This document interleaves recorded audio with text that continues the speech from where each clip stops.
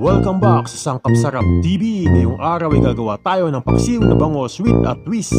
Hindi ito yung typical na maasim lang, may smoky flavor na magpapasabik sa lahat, lalo na kay Mingming.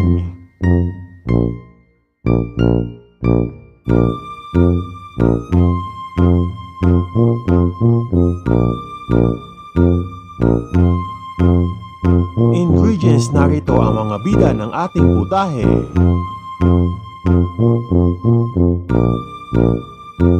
Bangus, ang star ng show, juicy, flaky at siguradong hindi lang sa amoy pati sa lasa nakakabangus.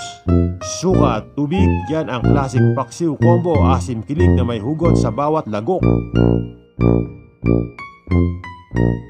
Sibuyas, padiraba sa simula, pasarap sa dulo, huwag mo lang paiyakin ng sobra.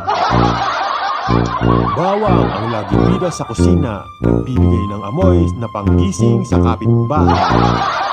Luya, ang pangtanggal ng lasa at pangdagdag ng sing, para siyang best friend na laging may advice. Siling haba, green chili, parang sa konting thrill, kagat mo pa lang may konting kilig at anghang na. Pamintang buo, maliit man pero matapang, parang si Mingming pag di pa kumakain. Bay leaves, ang tahimik pero powerful, kahit isa lang ramdam mo agad ang aroma ng kusina ni nanay. Smoked paprika, ito ang twist, biglang may paihaw feels kahit nasa bahay ka lang. Patis at asin, ang dynamic duo ng lasa, sila ang nagbibigay buhay sa bawat subo. Labanos, pang-balance at pang-crunch, walang masyadong arte pero ang sarap kasama.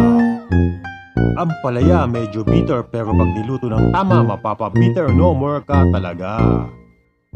At sweaty oil, para sa kulay at kinang ng dish, cost presentation is light. Cooking procedure.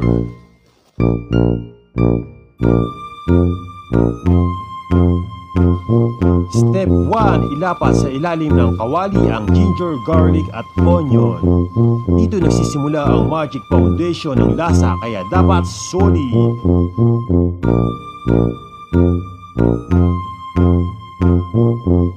Step 2. Maingat na ilagay ang bangus slice sa ibabaw.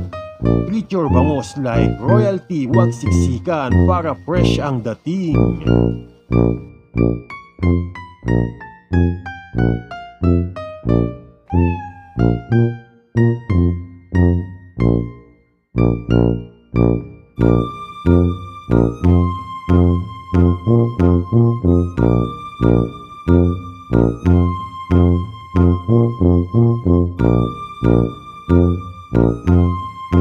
Step 3. Ilagay ang bay leaves, peppercorns at green chili. Mga small but mighty, sila magdadala ng attitude sa paksiw. Step 4. Ibuhos ang suka, tapos ang tubig, huwag munang haluin.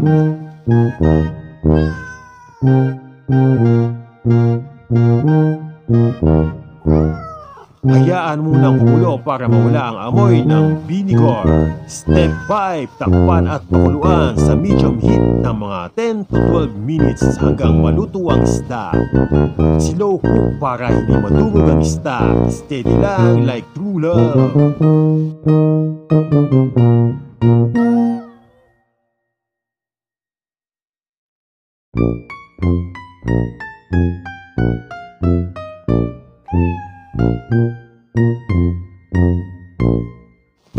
Step 6. Ibuhos ang sweaty oil at smoked paprika. Haluin ng marahan. Ito na ang twist, kulay at aroma ng pang-Christmas vibes.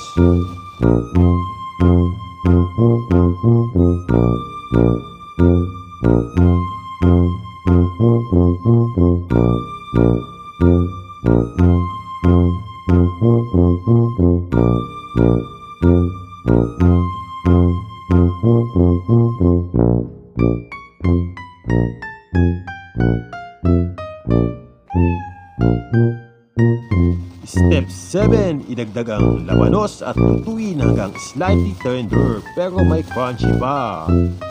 Crunchy, fresh at perfect pang kontrast sa asim ng paksiw.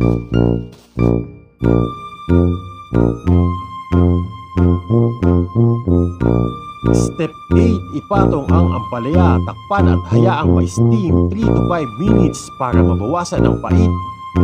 Steam lang, huwag stress, ganun din sa buhay, huwag padala sa pait.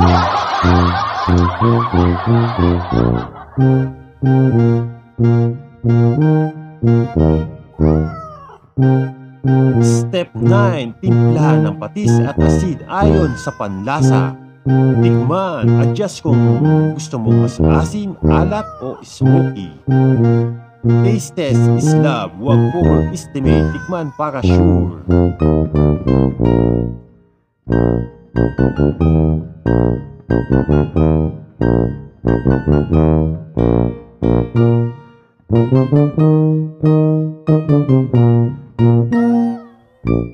Step 10. Ihain sa white plate.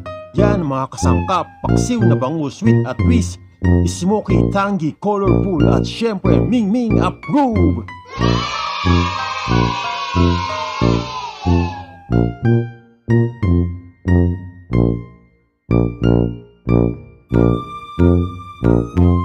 Kung nagutom ka sa video na ito, alam mo na ang gagawin. Like, comment at subscribe para sa more Meow Sarap's recipe dito sa Sangkap Sarap TV. Shout out sa lahat ng mga kasarap, sa solid supporters. Kayo ang tunay na sangkap ng success.